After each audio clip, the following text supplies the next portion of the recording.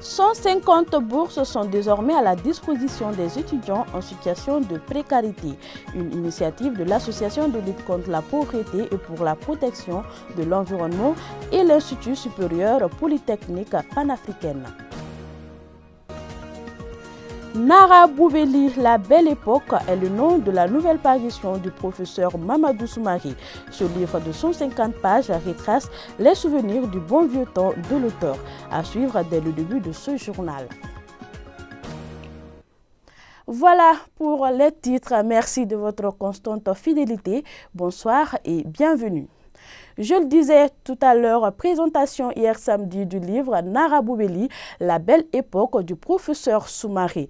Poussé par ses souvenirs du bon vieux temps, l'auteur retrace dans ce livre de 150 pages riche en culture l'histoire de la ville de Nara et celle vécue personnellement, qu'on en dit Banani. Nara Boubeli, la période d'or de Nara, est un livre qui traite plusieurs thèmes à travers lesquels l'auteur nous fait plonger dans les Nara profonds.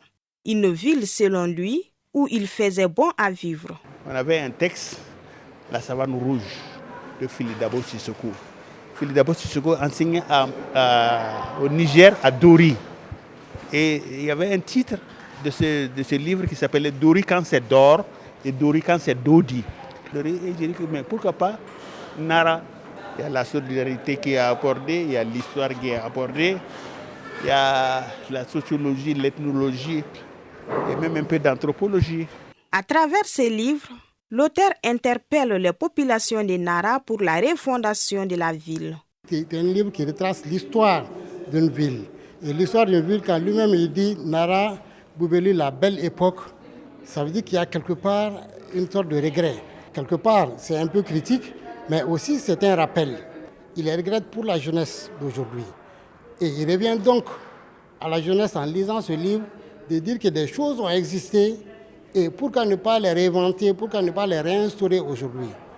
Mais je dis encore une fois, il ne revient pas seulement à la jeunesse de prendre ça en marche. Ceux qui ont vécu cette belle époque doivent aujourd'hui aider la jeune génération à encore se retrouver. Selon une jeune auteure, Nara Boubeli est un livre intéressant dont l'originalité est attrayante. Je vois que c'est déjà un livre très intéressant puisque on parle de chez nous. Donc on voit cette interculturalité à travers les expressions. Mamadou Soumaré est un bel exemple qui démontre que chacun de nous a une histoire à raconter et qu'il n'est jamais trop tard pour écrire. Rappelons que ce chef-d'œuvre est un travail de 15 ans de recherche. L'association de lutte contre la pauvreté et pour la protection de l'environnement vole au secours des étudiants en situation de précarité. En effet, elle vient de leur offrir 150 bourses dans le cadre d'un partenariat avec l'Institut supérieur polytechnique panafricaine, une initiative jugée salutaire. Reportage Salim Traoré. Dans le but de promouvoir une éducation de qualité, l'Association de lutte contre la pauvreté et la protection de l'environnement, en partenariat avec l'Institut supérieur polytechnique panafricaine, met à la disposition des étudiants maliens 150 bourses d'études qui permettent de prendre en charge 50% de leurs frais d'études durant leur cursus universitaire. L'Association de lutte contre la pauvreté et pour la protection de l'environnement a pour vision, l'objectif, vraiment, de lutter contre la pauvreté. Et tu ne peux pas lutter contre la pauvreté sans passer par l'éducation, et qui est à la base de tout. Donc c'est pour ça que nous avons décidé cette année de donner des kits scolaires aux enfants, surtout les enfants démunis, et les filles aussi. Et puis aussi donner 150 bourses aux étudiants maliens à hauteur de 50%. Les critères, il n'y en a pas beaucoup. Et tout simplement, il faut avoir au moins un baccalauréat ou un BT2. Voilà. En plus de ça, il faut être circonscrit dans une tranche d'âge. Voilà, pour 2 cycles, le cycle licence et le cycle master. Maintenant, pour le cycle licence, il faut avoir au maximum 35 ans. Voilà, en plus d'avoir le BT ou le bac, il faut avoir au moins 35 ans. Accepter de se former dans l'une des filières existantes à l'ISPP. Pour le premier administrateur de l'Institut supérieur polytechnique panafricaine, l'initiative est à glorifier. C'est un fait qui ne se donne pas tous les jours. c'est un fait vraiment à féliciter, c'est un fait à applaudir. Voilà, cette association, c'est une association qui mène la guerre pour l'épanouissement de la jeunesse malienne.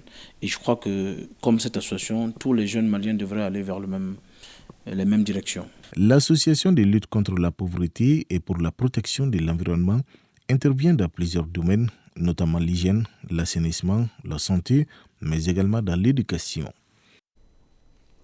Le mouvement Jeunesse pour la citoyenneté a organisé une session de formation à l'endroit des jeunes sur le montage et la gestion de projets. L'objectif est d'orienter la jeunesse vers l'entrepreneuriat. Saloum Konaté. C'est pour davantage inculquer le système entrepreneurial à la jeunesse malienne que le mouvement Jeunesse pour la citoyenneté, en collaboration avec la plateforme des jeunes musulmans et le mouvement Tabalé, initie cette session de formation. Ils sont 35 participants outillés sur le montage et gestion de projets. Ça a été très bénéfique pour moi car grâce à cette formation, j'ai pu acquérir aujourd'hui de nombreuses connaissances sur la gestion de projets de l'entrepreneuriat.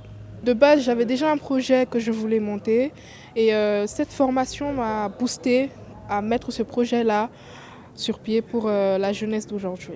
Quant au président d'honneur, il invite son collègue du mouvement à multiplier ses initiatives et à donner des fonds aux participants pour le financement des projets. Je pense que de telles initiatives doivent être multipliées, doivent être aussi encouragées et soutenues un peu partout par l'autorité, par aussi des ONG, par des associations.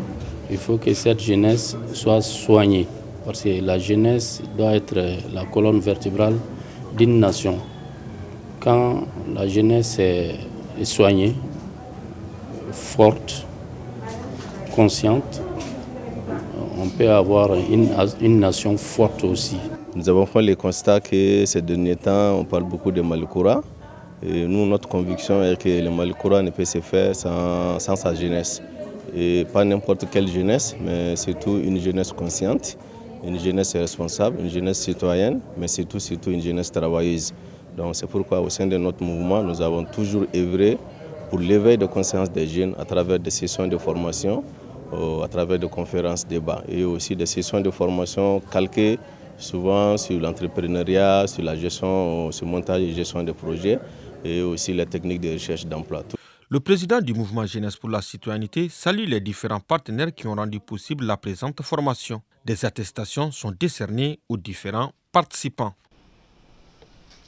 Les femmes unies Mousso Benou ont procédé à Kati au lancement de leur plateforme regroupant les associations de femmes de Koulikoro, Ségou, Sikasso et du district de Bamako. Le but est d'apporter leur contribution aux efforts des femmes du Mali dans le domaine du développement socio-économique, de l'éducation, de la culture et de la formation professionnelle. Sabine Keita. Ce regroupement entend contribuer à l'amélioration de la qualité de vie et à l'autonomisation de la femme. Elle regroupe les associations de Koulikoro, Ségou, Sigasso et le district de Bamako. L'initiative est venue d'abord de 3 associations de femmes. On s'est unis pour former une plateforme des associations en faisant appel à d'autres groupements de femmes, de Kati, Bamako, de l'intérieur du Mali même. On a des représentants partout. L'initiative, c'est de soutenir les autorités de la transition dans leurs actions pour faire avancer le Mali. Selon le représentant du maire de la commune urbaine de Kati, ce regroupement de femmes est à encourager et il doit servir d'exemple aux autres. Si les femmes maliennes se retrouvent, se donnent la main pour accompagner une transition, nous pensons déjà que la transition elle est réussie. Donc c'est pourquoi nous encourageons ces braves dames-là par rapport à cette heureuse initiative et nous les invitons à continuer à mobiliser les autres femmes pour apporter leur contribution par rapport à la réussite de la transition, notamment les réformes constitutionnelles en cours, surtout la vulgarisation de l'avant-projet, la nouvelle constitution. Les femmes unies Mousso Benou apportent leur soutien aux autorités de la transition. Auparavant, 1 minute de silence a été observée aux soldats tombés sur le front. Direction la colline du savoir pour parler de spectacle de théâtre.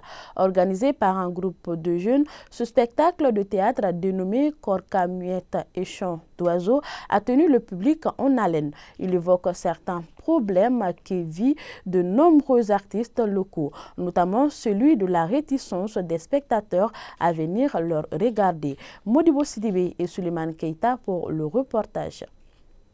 Pendant 1 heure, les acteurs, dans un style décontracté et un ton divertissant, ont présenté au public sorti pour l'occasion un spectacle ayant trait aux difficultés dont fait face leur métier. Et ce qui concerne le contenu de la pièce, la pièce qui est Chant d'oiseaux est une pièce dramatique et philosophique, vraiment qui traite les problèmes des artistes dans le monde, vit vraiment les précarité des conditions des artistes dans la société. Donc la pièce nous pousse vraiment vers la vocation. Ce spectacle de théâtre est à l'initiative d'une association appelée Kenekan Plus qui a pour ambition de mettre les arts de scène au service du changement social. Par ce programme, les organisateurs espèrent également inciter la population à s'intéresser au spectacle vivant. Le spectacle que vous venez de voir est dans le cadre d'un programme qui s'appelle Kenekan Plus. C'est un programme de promotion et de diffusion de spectacles vivants au Mali qui vient de naître il y a de cela 1 mois. L'idée de ce programme, c'est de proposer des spectacles de qualité tous les mois, 2 représentations de théâtre. Et aujourd'hui, nous sommes à l'Acropole, donc Badlabougou, sur la colline du savoir, grâce à l'ouverture du CENU, le Centre national des œuvres universitaires. Donc c'est grâce à cela que nous sommes en train de nouer un partenariat avec eux, comment nous allons proposer des représentations chaque mois pour que le public puisse venir découvrir des spectacles de qualité. Au terme de la représentation, ces spectateurs d'origine togolaise étaient conquis et par les thèmes choisis et par les acteurs. J'ai bien aimé ce mélange-là. C'était un peu fou, on était au théâtre mais on n'était pas au théâtre, puisqu'on nous parlait de personnes qui attendaient, de musiciens qui attendaient de présenter un concert devant une salle qui ne se remplissait pas. Et donc on attendait avec eux, on se demandait aussi quand est-ce que ce concert va commencer. Donc ça représentait un peu la problématique de l'artiste, de l'artiste, surtout quand on est à la recherche ici par exemple de public. Quel est le public pour le théâtre qui se développe ici de plus en plus.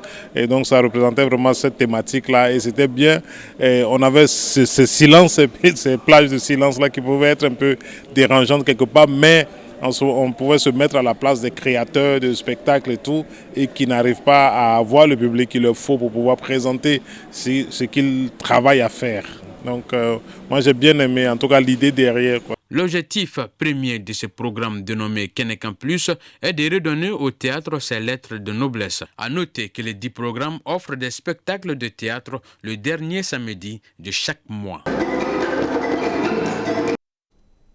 Sport, football, la Fédération malienne des personnes handicapées vient d'organiser un match de football opposant les encadreurs de l'Amaldem à leurs élèves. L'objectif de cette activité sportive est de contribuer au rayonnement de handisport en poursuivant l'œuvre de feu Sanogo Kadi Bagayogo, rappelé à Dieu en 2005. Reportage à Bagade Kabadjakiti. La déficience ne saurait être un handicap pour l'épanouissement des jeunes qui se trouvent dans cette situation. C'est la raison pour laquelle la Fédération malienne des personnes handicapées vient d'organiser cette activité sportive dénommée Mémorial Feu Sanogo Kadi Bakayogo, première présidente de Handisport. Il s'agit tout simplement pour la Fédération d'associer l'Association malienne de lutte contre les déficiences mentales Amaldem à cette activité afin de donner du sourire à ses enfants. Je suis fier de voir ces enfants épanouis aujourd'hui. Le fait de les voir sourire, le fait de les voir se marier, d'avoir des enfants et d'en être fier. Le fait de voir ces femmes qui sont venues avec leurs enfants au moment où elles étaient désespérées et qu'aujourd'hui elles sont fières de ces enfants-là. Donc je suis fier de ce que ma mère a fait. Cette initiative est saluée par la Fédération malienne des personnes handicapées vu les efforts consentis par la regrettée Sanogo Kadi Bakayogo pour promouvoir handisport dans notre pays. L'événement qui nous réunit cet après-midi, à savoir la commémoration de la disparition de Mme Sanogo Kadi Bagayogo est un événement phare. Mme Sanogo Kadi Bagayogo a été à la base de la mise en place de la Fédération malienne de sport pour personnes handicapées. Comme vous le savez aujourd'hui, tout le rayonnement que le handisport est en train de connaître aujourd'hui, tout ça, c'est l'œuvre de Mme Sanogo Kadi Bagayogo. Après le coup d'envoi, les encadreurs de la Maldem en rouge se sont mesurés à leurs élèves. Les deux équipes se sont amplement données avec des occasions ratées de part et d'autre. Finalement, ce sont les élèves qui vont trouver l'ouverture du score en première période. En deuxième partie, le jeu gagne en intensité. Les élèves marquent leur deuxième but avant la fin du match. Les encadreurs sauvent l'honneur en inscrivant un but. 2 buts à 1, c'est le score final. Les initiateurs ont remis des enveloppes aux vainqueurs des différentes disciplines. Cette nouvelle sportive Coupe du Monde Qatar 2022, le Maroc a eu les nerfs solides pour battre la Belgique 2-0. La Croatie, de son côté, a eu raison du Canada 4-1. Le classement du groupe F après 2 journées est le suivant. Première, Croatie 4 points plus 3. Deuxième, Maroc 4 points plus 2. Troisième, Belgique 3 points. Quatrième, Canada 0 points. Demain lundi, à suivre sur ORTM 1, Cameroun, Serbie à 10h et Corée du Sud, Ghana à 13h. Point Covid de ce jour 27 novembre 2022, on note 0 cas positif, 1 guéri, 0 décès sur 281 tests réalisés. 2 personnes sont sous traitement. Pour vous protéger et protéger les autres, suivez les mesures de prévention et faites-vous vacciner. C'est la fin de cette édition. Merci à vous de l'avoir suivi. Bonne suite de programme sur ORTM 2.